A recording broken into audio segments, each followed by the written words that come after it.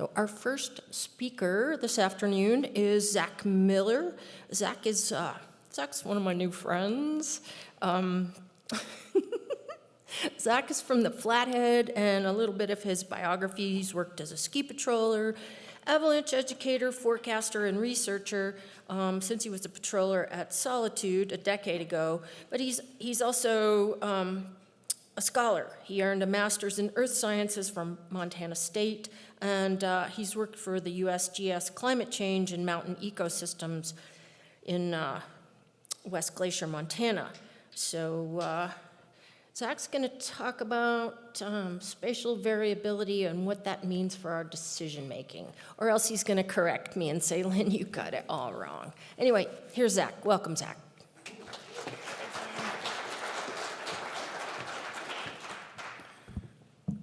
Awesome.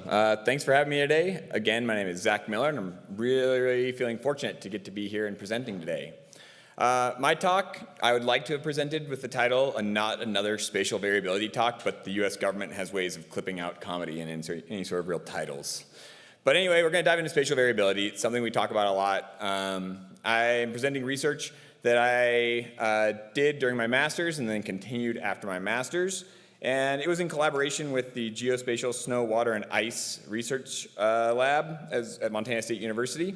I also need to quickly acknowledge the USGS Climate Research and Development Program, Montana State University's Earth Science Department, and the Montana Association of Geographic Information Professionals for their financial support of this work. Anywho, this project investigates seasonal snow depth distribution in complex mountain terrain, and we use a UAS, or an uninhabited aerial system, or a drone, to map snow surface change over the course of a winter in steep mountain terrain and compare those results with validation data and verification data from extensive field campaign we did during that season as well. And again, this research is relevant because seasonal snow depth variability is a key component of how we understand and interpret avalanche hazard. So, a basic outline of my talk today. Oh, that's that one. Perfect. Basically, we're going to go with some background info, and then we're going to roll into the how, the where, and the what it all means sections before breaking out for some questions. So to begin, let's talk about some background information on snow depth variability. What is snow depth variability? It's simply the idea that snow depth is not uniform across space or across time. Snow depth variability can be thought of in a variety of scales, from continental to watershed to individual slopes to point measurements, and can also be thought of temporally over a variety of different timestamps. The inherent challenge of understanding snow depth at any specific scale is that the natural processes driving the variability of the snowpack occur and are constantly interacting at a variety of spatial and temporal scales. So my research focuses on the individual slope scale, as you can see right here, and roughly a weekly temporal scale. So why does snow depth, spatial, and temporal variability matter? Before I present to you guys why I think it matters, can anyone raise their hand if they think about the variability of snow depths or slab depths or distribution of weak layers when they're about to ski a slope or snowmobile on a slope? Perfect. We all know it matters. Great, that makes it easier. So again, this is at the heart of the question as to what we as snow professionals are constantly asking to help interpret the dynamic puzzle of avalanches, right? And again, it's really key when we think about representativeness as well. So today, this hopefully will help answer a few questions regarding spatial variability, and then as with all good research, bring up more questions for you guys to go explore in the field some more. All right, so where do we do this work? Much of the previous scientific literature, using both UAS for mapping or drones for mapping and other remote sensing tools, as well as a lot of our research digging holes looking at spatial variability, have focused on relatively flat mountain terrain. Additionally, our knowledge of spatial variability in snow depths is focused on this very accessible, safe terrain, typically. And we all know as mountain professionals that that's not the complete picture. So we dove in to trying to do, boop. Oh, that was too far. Can we go back? There we go. We dove into some complex steep terrain because we know that's a real key component. You guys in the Tetons know this better than anybody. Steep, gnarly skiing is really complex to work with, but we want to look at variability in that terrain. So we did our research at the Hourglass Couloir, just north of Bridger Bowl in the Bridger Range within Custer-Gallatin National Forest. It's a 300-meter tall couloir with a variety of steep, complex, convoluted terrain. Conveniently as well, the avalanche path is related to or adjacent to a meadow here, Brackett Meadow, that's representative of many of our NRCS snowtail sites strewn across the American West that we often use to look at snow data. And these two environments are very, very different. If we look at this video, if it loads, we'll see it's kind of slow and clunky. This paints a little bit clearer picture of the couloir that we were doing our research in. As snow and avalanche professionals, you can probably notice the obvious wind texture in the couloir as we move down through the choke. This again is not terrain where we typically get to go in and sample and probe and dig holes all the time to try and see how variable snow depths are and how variable distributed weak layers are. As we move into the apron again, you can also see the historic outline of the avalanche path with vegetation. You can see Brackett Meadow there off to the left. And if you look right in here, you can see us freezing our asses off, excuse my French. It was a really cold day collecting data that day. Sitting there flying a drone for half an hour long flights is not that pleasant midwinter. This is our research site. So how do we study spatial variability? Now that we have a site, we know we're going to look at complex terrain, not just flat stuff. How do we go about studying it? So traditionally, we've tried to figure this out by digging holes in the snow and by probing. These are excellent techniques because they work. They're incredibly reliable for measuring exact snow depths. But they're only relevant to a single point in that location and a single point in time. Additionally, they're generally limited to safe and accessible areas, which is a real challenge when we're thinking of this terrain that we are often engaging in as professionals in the snow. So how do we collect spatially continuous data much faster than digging and probing and at much higher resolution? Drones are our answer. So we use drones to capture overlapping imagery that allow us to build high-resolution 3D models of a snow or snow-free surface. And a major bonus of this tool is that by using drones, we can collect all these observations of snow depth without exposing ourselves or any of the other observers in our field team to potential avalanche hazard. So we flew twice weekly for the whole 2020 winter until COVID shut us and the entire world down. And we processed that imagery to produce 2-centimeter resolution digital surface models, or DSMs. If you'd like more information about the structure from motion photogrammetry process and workflow, please come ask me later. I'm not going to get into the nitty-gritty of it. And then we use those digital surface models to calculate total snow depth, as well as storm changes and depths within different timestamps, because we could look at those minute changes throughout time.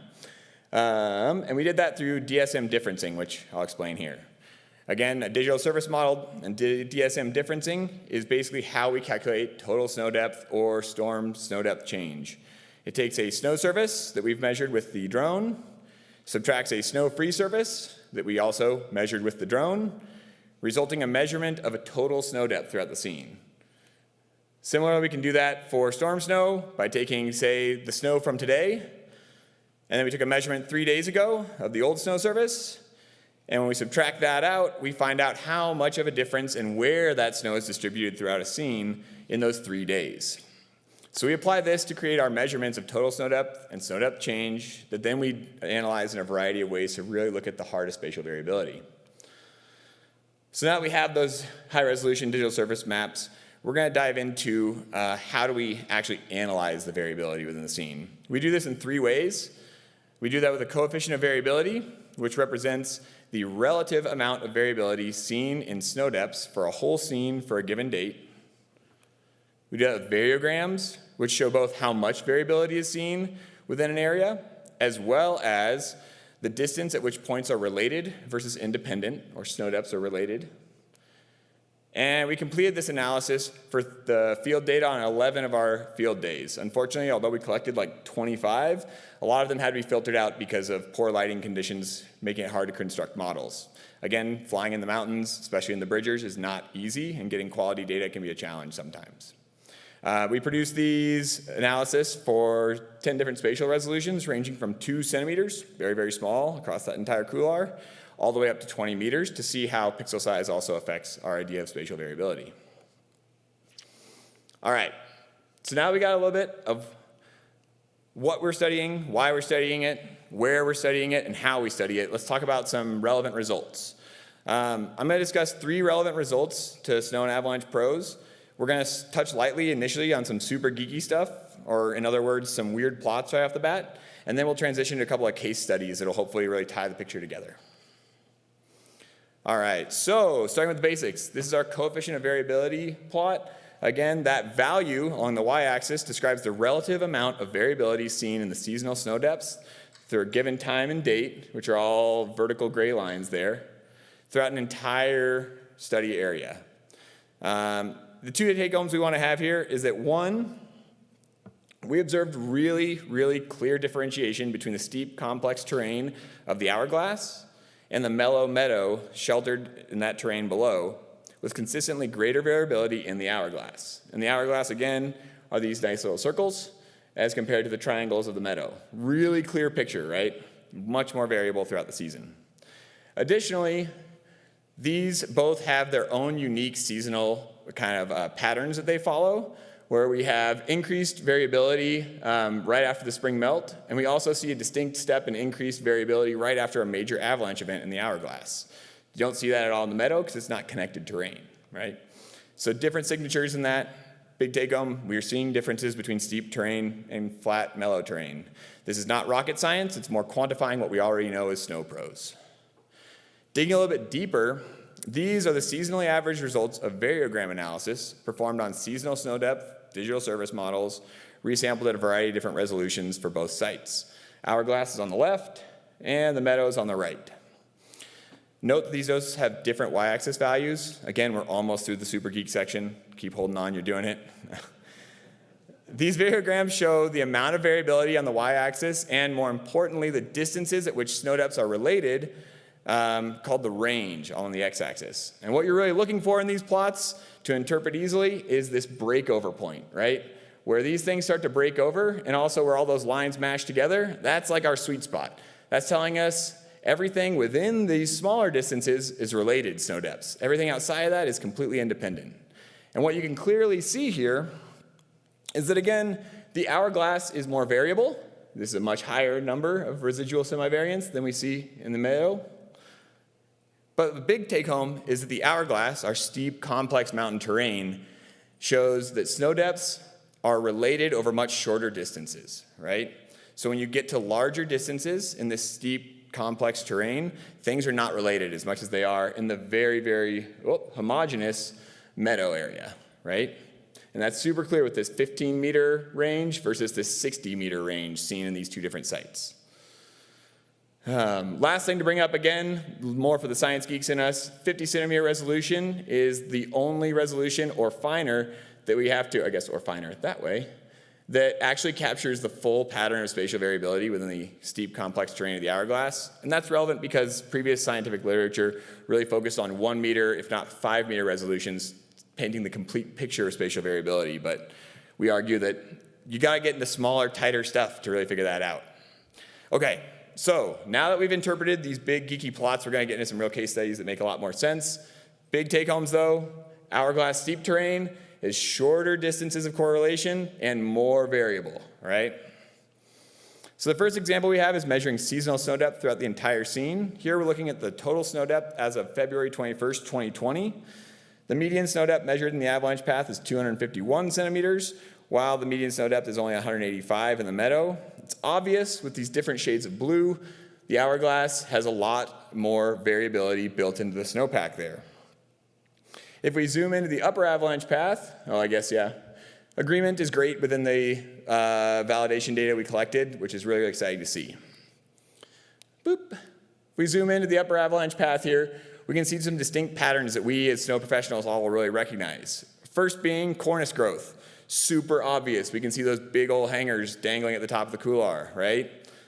Next thing we can see is deep deposition at the choke and just below, where frequent small loose dry sloughs from the upper bowl break and fall down into this deposition zone in the apron. Really, really cool. We're seeing things we already know, but we're actually quantifying them, which is really exciting. So that's the first example. The next example I think is more interesting as avalanche professionals, which is going into an avalanche event. We had a natural avalanche at the Hourglass that was really interesting to study and kind of gets to show a lot of the potential uses for these technologies. So this is a weather plot leading up to the avalanche and the entire season. We have temperature, winds, and snow depth. And the big take-homes here is that I want you guys to notice we had a sizable storm snow load with increasing temperatures and increasing winds just before the avalanche event.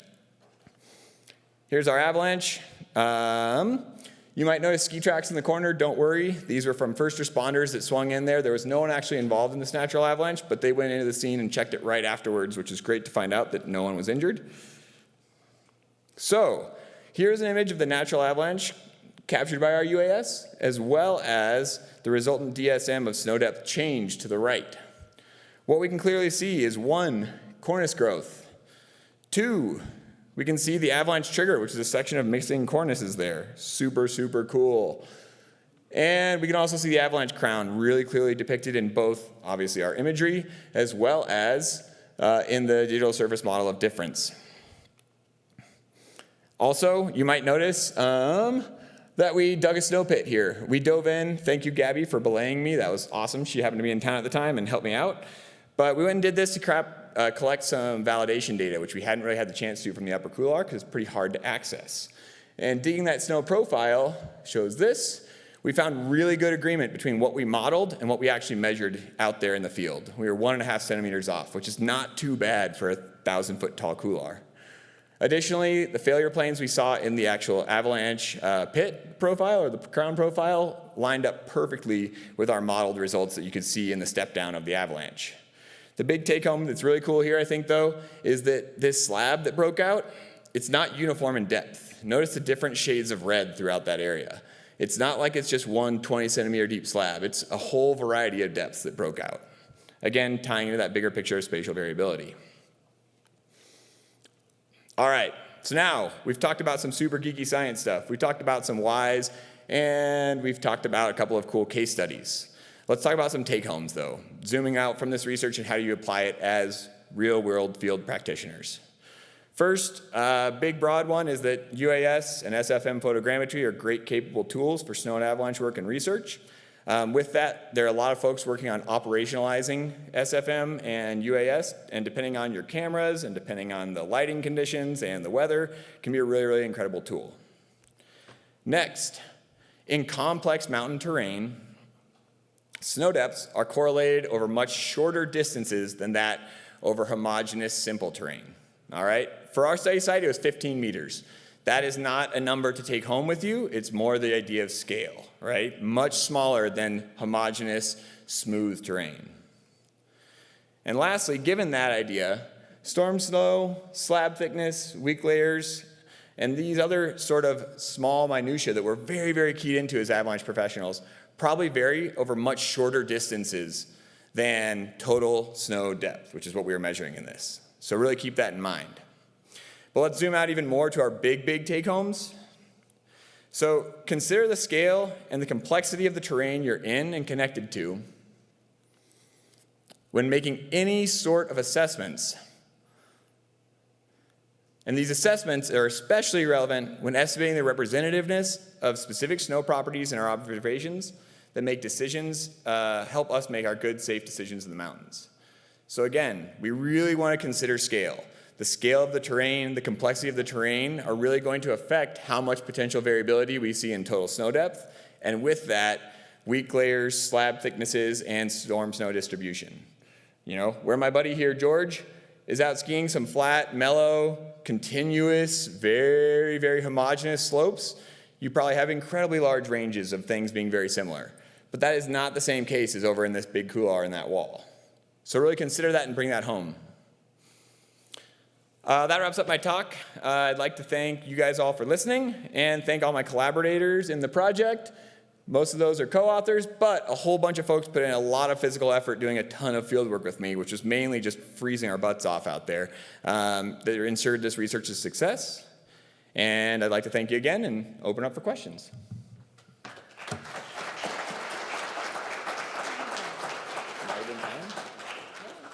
field some questions. I do have one. Can you say more about what practical applications of this will be operationally? Like Yeah.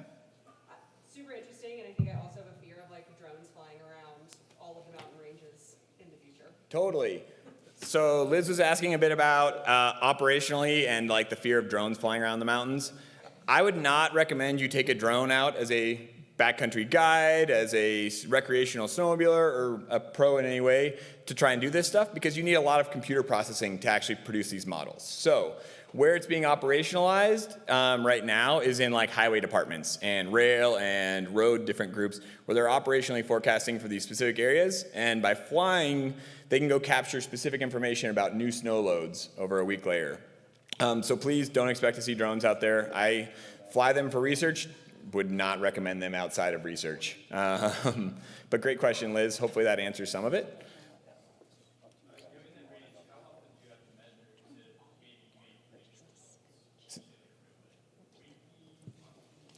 Great question. So somebody was asking about how often you might have to measure for operational forecasting. And I think that really depends on your operation. You know, what their thresholds are for new snow amounts, for what storms indicate road closures, road opening, or mitigation work. I can't speak to it myself in the sense of other operations, but along the Going to the Sun Road where I do forecasts in the spring, along with Gabby and John in the audience there too, we don't currently use drones because we have pretty terrible weather conditions that make it really hard for us to fly them regularly, but it would be really great to be able to use them on a bi-weekly basis, you know, or really before and after any major storm event, because then you could really quantify, and you could also, super cool, see how that snow is distributed, so you could really quickly pick out possible trigger points, you know, thin spots in a slab to hit with an explosive that would then trigger the bigger avalanche. Good question, though. Any others?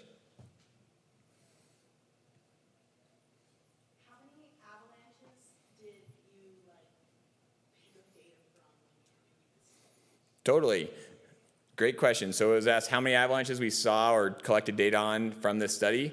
One major avalanche, that one natural, was like size D2.5 or so, and that was our big avalanche of the year.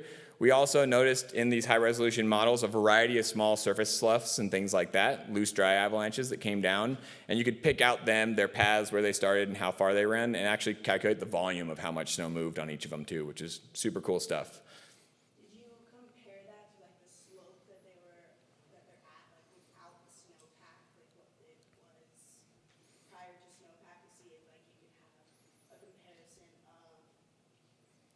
Snowpack variability, but then also the slope angle which occurred at where these cornices or those slumps were occurring? Yeah, so that question was looking at, like, did we compare avalanche results that we saw and mapped to the bare snow model or the snow-free model to see, like, where specific pockets in the terrain possibly more probable?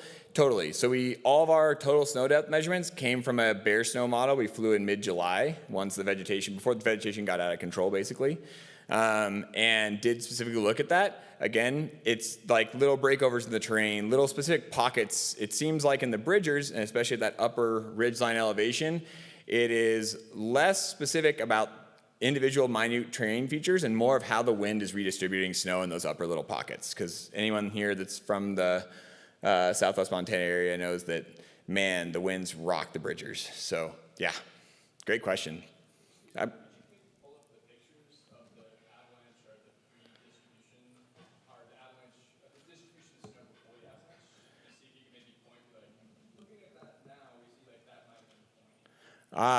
I don't know if we can go back in our slideshows. That'd be a question for Patrick. I don't know where he's at. Yeah, he can try and go back maybe. But he was asking about, going back and saying, like, is this the point they would go from? Hard to say. He's going for it. That one. Oh, let's go the other way. One. Let's go with that, yeah. I don't have a plot right now in front of us that shows the pre-avalanche conditions. Again, you can imagine this is a much more homogeneous seeming slope before the avalanche, where all this stuff disappeared, because it was a pretty smooth and fat snowpack sitting here. Again, this is like 150 centimeters deep on this corner. That pocket was like 190 centimeters deep. It was a decently big size slab that pulled out of there. Yeah. Another question, I saw one in the back corner. Yeah. Watching your initial video, you had like the scallop wind effect really low at the Mm-hmm. Up there makes me think a lot of those like crazy north winds. Totally. So what did you see observing this glide path so often? Super great question. What do we see considering observing this glide path super frequently? Wind redistribution. Definitely each individual storm redistributed snow quite a bit and with a different pattern. We really want to do a bit more of individual storm analysis. We haven't got to dive into that quite yet just because it turns out collecting all this UAS data makes for like way too much data than our computers can process. But that's a great question. Just, tangentially, like sitting up there and watching it, definitely the northerlies have a unique redistribution that largely depends on how much snow is available for transport and really scouring out certain things. And one of the cool events that we did witness also was like an easterly, like northeasterly event, which is really uncommon for the bridgers. And we saw actually a ton of snow. We saw like snow height reduced across the bridgers, at least in this spot, through that upper elevations. And we actually saw some of the cornices like peel back a little bit, like they got scoured away. And that was kind of cool to get to quantify that as well. Great question. I think that's the last one we have. Glenn, we got one more over here. One more. Right now, what is your, from taking a drone, a surface measurement in the field to processing an image, how long is that turnaround for you? Yeah, great question. What's the turnaround and processing time from going from field collecting data to actually having a model that's functional? It depends on the resolution you're wanting to capture it at, but assuming you're trying to capture at maybe, let's say, 25 centimeter resolution instead of the 50 that we saw as mandatory, just to give yourself some margin of error. Depends also on your computer processor, but flying these flights for this 1,000-foot tall couloir was about a half an hour flight time. And then getting back into the office, you'd probably upload, do some basic work in Agisoft's Metashape, which is the photo SFM processing software. And I would estimate that the processing for that is another probably 2 to 3 hours for that resolution. And then you can back out from that what the snow depths or the snow depth change are. Is your process at the bottleneck, or is it just getting there and back to the office? Bottleneck, certainly probably there and back to the office, depending on how remote you're going to be. But processing is a big piece, For the final analysis with the variograms and stuff, we end up using USGS supercomputers, which, as somebody that did not expect to have to trade pits for bits as a snow scientist, that was a huge leap that I never wanted to get myself into. Great question, though. And again, the operational folks that are doing it often have a pretty powerful machine there in the back of their truck that they can feed. And they might not do an entire area. They'll just hit a start zone that they're really concerned with. Where's the snow? Where's the trigger points? Let's just get that really quick. Thank you guys again for having me. I really appreciate it.